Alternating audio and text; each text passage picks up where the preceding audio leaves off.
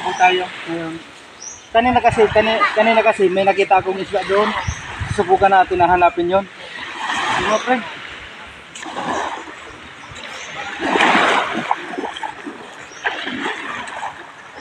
Nakita ko kanina doon siya naglalangoy doon, pero baka nandito lang sa may puno ng niyog.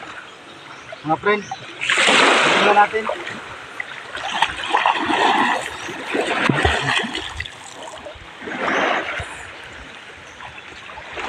Tingnan ko dito kung nandito.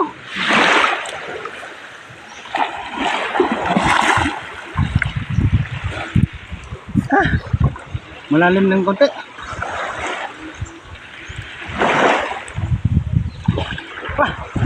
Nandito mga friend.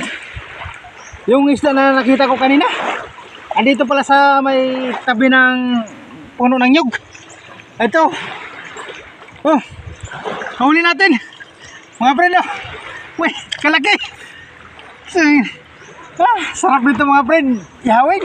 Oh. Tara mga friend. Ihawin natin. Malaki. Oh.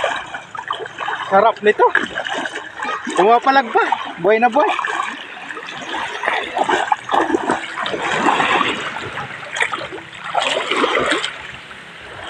Mga friend, oh.